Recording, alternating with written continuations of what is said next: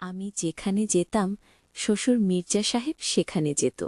আমি রান্নাঘরে রান্না করতে গেলে সেখানেও শ্বশুর মির্জা সাহেব চলে আসতেন। মাঝে মাঝে শ্বশুর মির্জা সাহেব আমাকে এমন কিছু কথা বলতেন সেটা আমি সহ্য করতে পারতাম না। শ্বশুর বাবা মা সবসময় বলতো, আমি যদি আমার ছেলেকে না বলতাম তাহলে সে তোমাকে বিয়ে করত না। আমার স্বামী যখন ওই বাড়ি থেকে বেরোত তখন আমার শ্বশুর আমার ঘরে এসে আমার স্বামীর নামে বাজে মন্তব্য করতেন। একদিন রাতে আমার স্বামী আমার ঘরে আসেনি, আর আমি ভয় পেয়ে আমার শ্বশুরের ঘরে চলে গেলাম। তারপর আমার শ্বশুর আমার যা অবস্থা করলেন সেটা আমার বলতেও লজ্জা লাগছে, কারণ কিছু রাত এতটাই অন্ধকার হয় যে মানুষের জীবন থেকে সব আলো মুছে দেয়। আজকের রাতটা আমার জীবনের এমনিই একটা অন্ধকার রাত হয়ে ওঠে। আমার স্বামী সজীব এখনও বাড়ি ফেরেনি। রাত 1টা বাজে। আমি ঘরে বসে তা ফেরার জন্য অপেক্ষা করছিলাম। আমার নজর বারবার ঘড়ির কাঁটার দিকে চলে যাচ্ছিল। সেকেন্ডের কাঁটার সাথে সাথে আমার ভয়ে গলা শুকিয়ে যাচ্ছিল। আমি প্রার্থনা করছিলাম যাতে সজীব তাড়াতাড়ি বাড়ি ফিরে আসে। এরই মাঝে হঠাৎ করে বিদ্যুৎ চলে যায়। পুরো ঘরটা একেবারে অন্ধকার হয়ে যায়। আবার অন্ধকারে খুব ভয় লাগে। আর এখন চারিদিক অন্ধকার। এমনিতে আমি সজীবের না ফেরার জন্য চিন্তায় ছিলাম। তার উপরে অন্ধকারে আমি কিছু দেখতে পাচ্ছিলাম না। মনে হচ্ছিল যেন আমি অন্ধ হয়ে গেছি। আমি কোনো রকমে জিনিসপত্র ধরে নিজের ঘরের দিকে যাচ্ছিলাম। তখনই পাড়ার একটা কুকুর খেউ খেউ করে ডেকে উঠল। এত জোরে ডাকছিল যে মনে হলো সে আমাদের উঠানে চলে এসেছে। ভয়ে আমার প্রাণটা বেরিয়ে যাওয়ার মতো অবস্থা। বাড়িতে তখন আমার শ্বশুর মশাই ছাড়া আর কেউ ছিল না। তিনি তার ঘরে ঘুমোচ্ছিলেন, আর আমি নিজের ঘরে একা ছিলাম। আমার মনে হচ্ছিল যে কুকুরটা আমাদের উঠানে চলে এসেছে, আর সে যে কোনো সময় আমার কাছে চলে আসতে পারে। আমি ভয়ে ভয়ে আমার শ্বশুরের ঘরে গিয়ে পৌঁছালাম। আমি তার ঘরের দরজায় ধাক্কা দিতে লাগলাম। যখন ঘরের দরজা খুলল তখন আমি ভয়ে কাঁপছিলাম। আমি বললাম, বাবা, আমার মনে হচ্ছে আমাদের উঠোনে একটা কুকুর ঢুকে পড়েছে। আমার খুব ভয় করছে। আমি কি আপনার ঘরে আসতে পারি? আমি এত ভয় পেয়ে গিয়েছিলাম যে আমার মাথা কাজ করছিল না। তাই হয়তো আমি একটা ভুল পদক্ষেপ নিয়ে ফেলি। আমার শ্বশুর মশাই আমাকে তার ঘরে যেতে বললেন।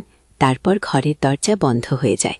আর তারপর আমার সাথে যা হয়েছিল সেটা আমার পক্ষে মেনে নেওয়া সম্ভব ছিল না। তাহলে মূল ঘটনাটি বলি। তা একজন স্ত্রী যদি তার স্বামীর থেকে কম সুন্দর হয় তাহলে সে সবসময় হীনমন্যতায় ভোগে। আজকাল আমার সাথে সেটাই হচ্ছে। সজীব একটা খুব সুন্দর দেখতে জোয়ান ছেলে। আমিও দেখতে খারাপ ছিলাম না, কিন্তু আমার গায়ের রংটা একটু গাঢ় ছিল। এই কথাটা আমাকে বিয়ের পরদিনই আমার শ্বশুর রহিমউদ্দিন সাহেবের মুখ থেকে শুনতে হয়। সকালে যখন আমি জলখাবার খেতে ঘর থেকে বেরিয়ে আসি তখন বাড়িতে অনেক আত্মীয় স্বজন ছিল। খাবারের টেবিলে আমার শ্বশুর মশাইয়ের সাথে তার বোনেরা বসেছিল। আমার শাশুড়ি মারা গিয়েছিলেন। উপস্থিত স্বজনদের মধ্যে বেশিরভাগই আমার শ্বশুর মশাই ভাই বোন ছিল। আমি ওনাদের সাথে বসে জলখাবার খেলাম। আমার শ্বশুর মশাই সবার সাথে আমার পরিচয় করিয়ে দিলেন। তিনি খুব খোশ মেজাজে ছিলেন। কিছুক্ষণ পর সব আত্মীয় স্বজন তাদের বাড়ি ফিরে যায়। তখন বাড়িতে শুধু আমি আর আমার শ্বশুর রহিমউদ্দিন সাহেব ছিলাম। আমার শ্বশুর রহিমউদ্দিন সাহেব আমার জন্য চা বানিয়ে নিলেন। উনি বললেন, আমি ভাবলাম আমার বৌমা খুব ক্লান্ত, তাই আমি তার জন্য চা নিয়ে এলাম। তিনি আমার পাশের সোফায় বসে পড়লেন আর চায়ের কাপটা আমার হাতে ধরিয়ে দিলেন। তিনি বলতে লাগলেন, সজীব এমনিতে খুব ভালো ছেলে, সে আমার সব কথা শোনে। তুমি একটা ভালো মেয়ে, কিন্তু আরও ভালো হতো যদি তোমার গায়ের রংটা একটু ফর্সা হতো। ওই যে বলে না, বাসির হয়ে যাকে সবসময় কাছে পেতে ইচ্ছে করে। ওনার কথা শুনে আমি একটু অস্বস্তি বোধ করছিলাম। আমি ওনাকে বললাম, আমি আপনার কথা ঠিক বুঝতে পারলাম না। উনি বলেন, কাল মাঝরাতে সজীব ঘরের বাইরে এসেছিল। আমিও তখন জল খেতে উঠেছিলাম, তাই আমার তার সাথে দেখা হয়ে যায়। সে আমাকে বলে, বাবা, তুমি তার মধ্যে কি এমন দেখেছিলে? তুমি তো জানতে যে আমার সুন্দরী মেয়ে পছন্দ। তুমি অন্তত আমার পছন্দের মানটা রাখতে পারতে। এই সব কথা শুনে আমার মনটা খুব খারাপ হয়ে যায়। তবে সজীব কাল রাতে আমার সাথে কোনো খারাপ ব্যবহার করেনি। সে এমন কোনো কথা বলেনি। সে বরং আমার প্রশংসা করেছিল। তবে হ্যাঁ, আমার মনে আছে যে সজীব রাত 2-3টে নাগাদ একবার ঘরের বাইরে বেরিয়ে এসেছিল। কিছুক্ষণ পর আবার ফিরে এসেছিল। আমি হাঁ পড়ে শ্বশুরমশাইয়ের মুখের দিকে তাকিয়ে রইলাম। তিনি আমাকে বললেন, আমি বুঝতে পারছি তোমার এই কথাগুলো শুনতে ভালো লাগছে না। আমি কাল সজীবকে খুব বকেছি আর বলেছি যে সে যেন ভুলেও তোমাকে এসব কথা না বলে। সে তোমাকে এরকম কোনো কথা বলেনি তো? আমি মাথা নেড়ে বললাম, না। এই কথাটা আমার বিশ্বাস করতে কষ্ট হচ্ছিল, কারণ কাল রাতে সজীব আমার সাথে খুব ভালো ব্যবহার করেছিল। শ্বশুরমশাই পরের কথাগুলো আমাকে আরও অবাক করে দেয়। তিনি বলেন, আমি ওকে বারবার বারণ করেছি যে সে যেন তোমার মনে কষ্ট না দেয়। তুমি কিছু মনে করো না মা, কিন্তু আমি যখন তোমাকে দেখতে গিয়েছিলাম তখন তুমি মেকআপ করেছিলে। তখন তোমাকে দেখে আমার ফর্সা মনে হয়েছিল, কিন্তু তোমার আসল রংটা তো পরে দেখলাম। ওনার কথা শুনে আমি চুপ করে গেলাম। আমি বুঝতে পারছিলাম না কী জবাব দেব। হ্যাঁ, এটা সত্যি যে আমাকে যখন দেখতে আসা হয়েছিল তখন আমি একটু মেকআপ করেছিলাম, কিন্তু সেটাই তো স্বাভাবিক। আজকাল সব মেয়েরাই তো একটু আদ্র সাজখোজ করে। সজীবের সাথে যখন আমার সমস্ত বিয়ের কথা পাকা হয়ে গিয়েছিল তখন আমি খুব খুশি হয়ে গিয়েছিলাম, কারণ শ্বশুরবাড়িতে আমার ভুল ধরার জন্য আমার কোনো শাশুড়ি ও ননদ থাকবে না। কিন্তু তখন কি আর আমি জানতাম যে আমার শ্বশুরমশাই বিয়ের পরদিন থেকে আমার কথায় খুঁত ধরতে শুরু করবেন? বিয়ের পরদিন থেকে আমি রান্নাবান্না আর ঘরের কাজ করা শুরু করে দিয়েছিলাম, কারণ বাড়িতে শুধু আমার শ্বশুরমশাই আর আমার স্বামী থাকত। এমনিতে আমার শ্বশুরমশাই খুব ভালো ছিলেন, আমার সাথে খুব ভালোভাবে কথা বলতেন, কিন্তু উনি সজীবের ব্যাপারে যেসব কথা বলতেন সেসব শুনতে আমার ভালো লাগতো না। সজীব অফিসে বেরিয়ে যাওয়ার পরে বাবা আমার ঘরে চলে আসতেন। আমি তখন সজীবের এলে রাখা জিনিসপত্র গোছাতে ব্যস্ত থাকতাম। বাবা এসে বলতেন, তুমি তাড়াতাড়ি আমাদের জন্য জলখাবার বানাও, তারপর আমরা দুজনে বসে গল্প করব। তিনি আমার সাথে বন্ধুর মতো কথা বলতেন। আমি ওনাকে এটাও বলতে পারতাম না যে আমি খুব ক্লান্ত, একটু বিশ্রাম নেব। কিন্তু চিন্তার বিষয় এটাই যে বাবা সবসময় আমার খেয়াল রাখতেন।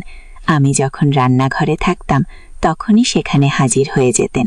আমি যখন রান্না করতাম তখন বলতেন, এভাবে নয়, এভাবে বানানো যাবে, এই খাবার পছন্দ নয়, এমনিতেই দেখতে ভালো নয়।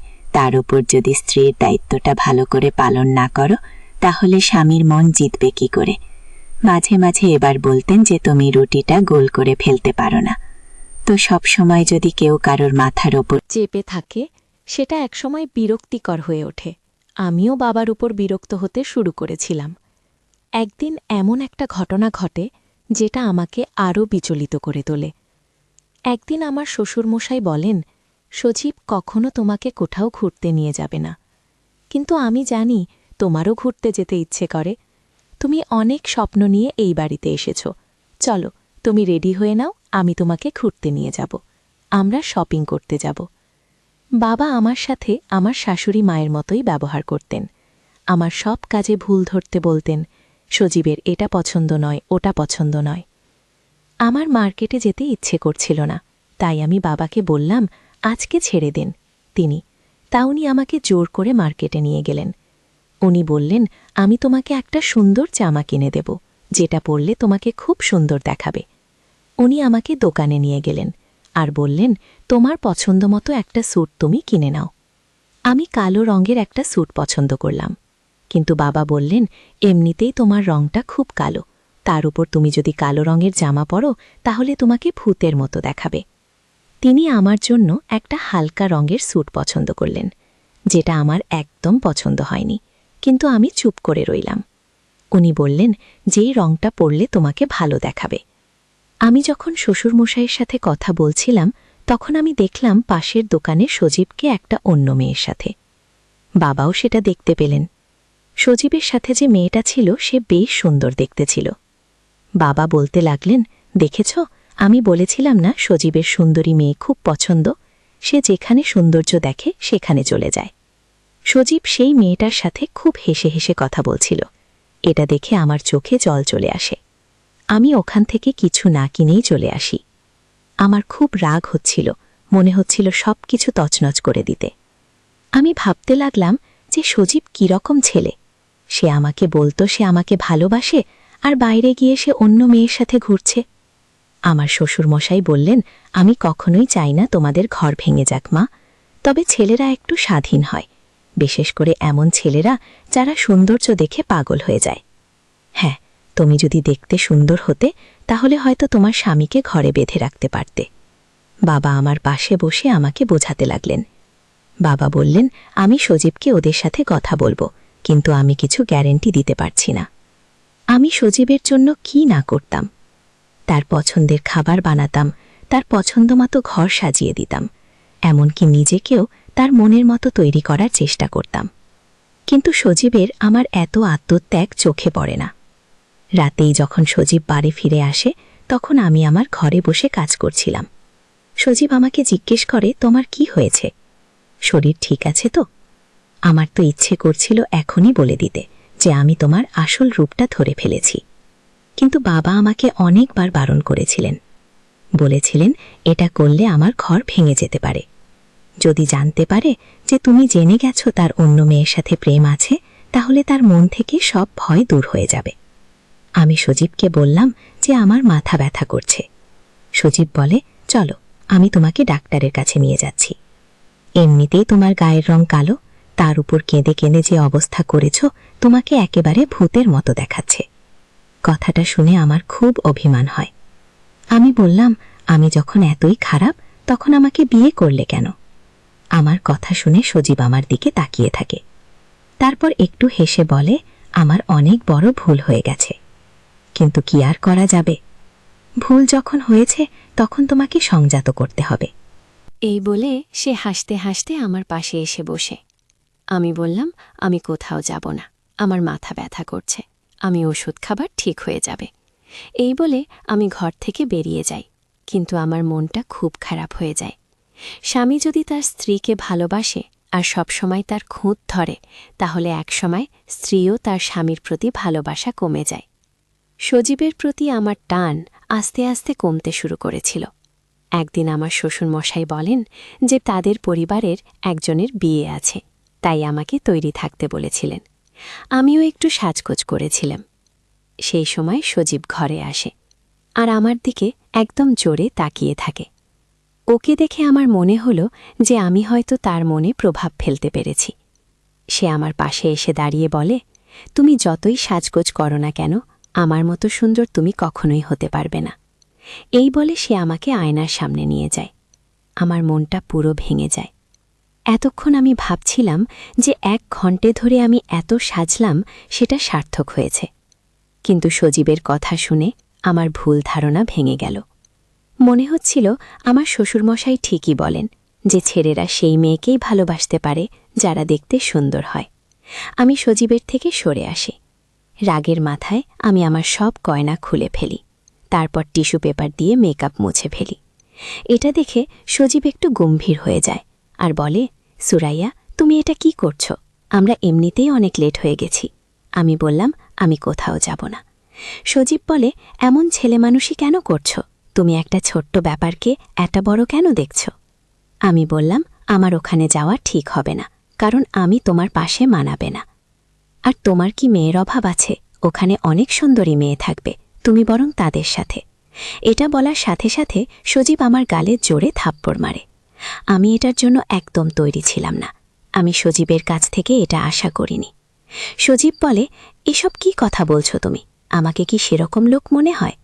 আমাদের গলার আওয়াজটা এতটাই উঁচু ছিল যে ঘরের বাইরেও অবধি আমাদের আওয়াজ শোনা যাচ্ছিল। আমি বললাম, আমার সামনে ভদ্রলোক। আমার শ্বশুরমশাই আমার কাছে এসে বসেন। আমি বললাম, সবসময় সজীব আমাকে নিয়ে ব্যঙ্গ করে।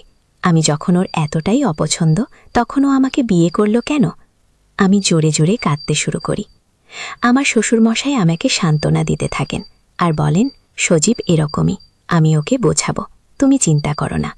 আমি তো চাই যে তোমরা দুজনে সুখে সংসার করো, কিন্তু তার কোনো নমুনা আমি দেখছি না। শ্বশুর বাবা বললেন, এইসব বাদ দিয়ে এখন চলো বিয়ের বাড়িতে। আমি বিয়ের বাড়িতে বাবার কথাই গেলাম। আমার মনে কোনো শান্তি নেই। বিয়ের বাড়িতে এত লোকজন, সে রাতে থাকা নিয়ে অনেক সমস্যা হচ্ছিল। বিয়ের বাড়িতে ঝামেলা থাকায় কে কোথায় থাকবে সেটা নিয়ে আলোচনা করতে শুরু করেছে। আমার স্বামী বিয়ের বাড়ি থেকে বাইরে কোথাও চলে গেল। তারপর আমাকে একটা রুমে থাকতে দেওয়া হয়। সেই রুমে আমি একা ছিলাম।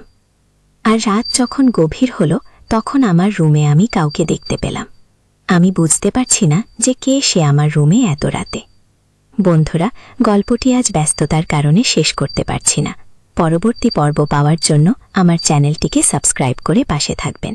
ধন্যবাদ।